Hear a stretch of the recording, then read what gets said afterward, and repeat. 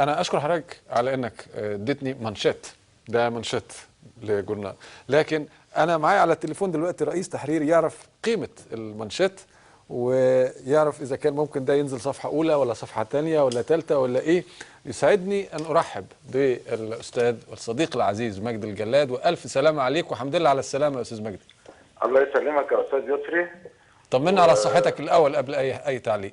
انا الحمد لله رب العالمين كويس الحمد لله، يعني في فتره النقاهه ودعواتك ودعوات الساده المشاهدين. ربنا يتمم شفاك على خير ان شاء الله. ربنا لطيف الحمد لله رب العالمين. الحمد لله. الحمد لله. انا طبعا مستمتع جدا بهذا الحوار الراقي والرائع جدا.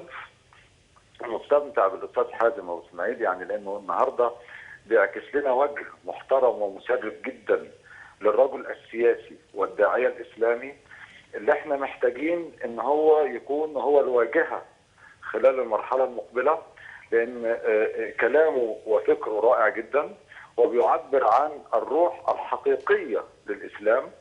واحنا دايما بنقول ان احنا كلنا سلف، يعني احنا كلنا بنقتدي بالسلف الصالح طول الوقت.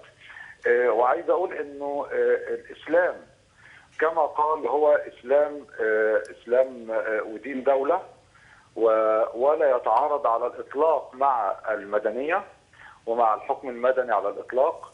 وسعيد جدا وانا بشوف الفيديو اللي حضرتك عرضته دلوقتي انه الاستاذ حازم كعادته، لان هو ثوري اساسا، واحنا كنا متابعين صولاته وجولاته في دائره الدقي وما كان يحدث معه من تزوير ولاراده الناخبين واراده الدائره بالكامل.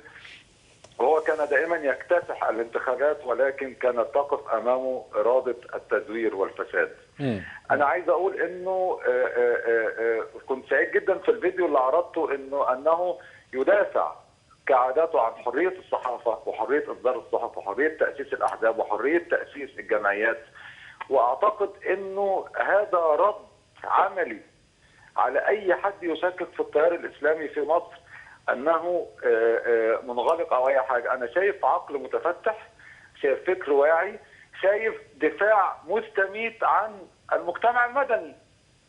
ده الرجل بيدافع عن المجتمع المدني اكثر من الذين يعملون في المجتمع المدني، ان هو نفسه محامي وقف في قضايا كثيره سياسيه وغير سياسيه يدافع عن المظلومين. وانا قريت برنامجه او الملامح الرئيسيه للبرنامج على الانترنت، لقيت له عبارات رائعه جدا انه يدافع عن المبدا الذي قامت من اجله ثوره 25 يناير، ان نرفع راسنا دائما وان نرفع الظلم عن اي مواطن مصري.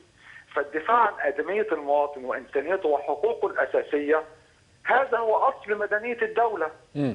وهو يعكس لنا الفكر الحقيقي والرؤيه السياسيه الواعيه التي لن تجد اختلاف بين احد خالص. يا استاذ يوسف، استاذ حازم، انا عايز احييك. انا بشكرك جدا على هذا الحوار الراقي وعلى هذا الفكر الراقي.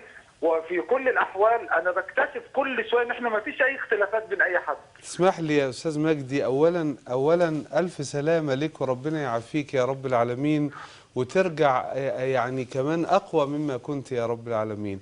بس انا عايز اقول واشهد ان في انتخابات 2005 الذي كشف اللي حصل وقدر يجيب بعض الامور السر اللي انا نفسي ما كنتش اعرفها، سواء عن من قام بتزوير الانتخابات هو اللي اكتشفه مجدي الجلاد، والذي جاء بالتصويت الحقيقي والاحصاءات الحقيقيه ونشرها واثبتت القضايا انه تصويت صحيحه هو هذا الرجل. ولذلك انا ساعتها وجهت اليه شكر بالغ عن صدق ان هو فعلا يعني انا نفسي انا كنت عارف ان الانتخابات مزوره بس ما كنتش اقدر اعمل هذا الذي فعله، فانا بشكره جدا جدا وان كان فات 6 سنين بس انا شكرته ساعتها لم اقصر، لكن يعني فربنا يبارك فيك. حصل وده دورنا يا استاذ حازم وده دورنا كلنا. وانا بحييك جدا على رؤيتك للمجلس العسكري، وانا واثق كما تثق حضرتك في ان المجلس العسكري سيسلم السلطه ان شاء الله لسلطه مدنيه والى دوله حديثه، وكلنا فعلا هنحتفل بهم لانهم سيدخلون التاريخ من اوسع ابوابه ان شاء الله.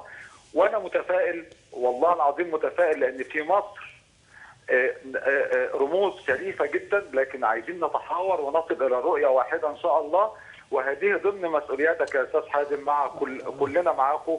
وان شاء الله باذن الله مصر هتبقى افضل بكتير طول ما في هذه الرموز المحترمه والمشرفه والوطنيه. أشكرك شكرا جزيلا الزميل والصديق العزيز مجدي الجلاد، رئيس تحرير جريدة المصري اليوم، وربنا يتمم شفاك على كل خير إن شاء الله.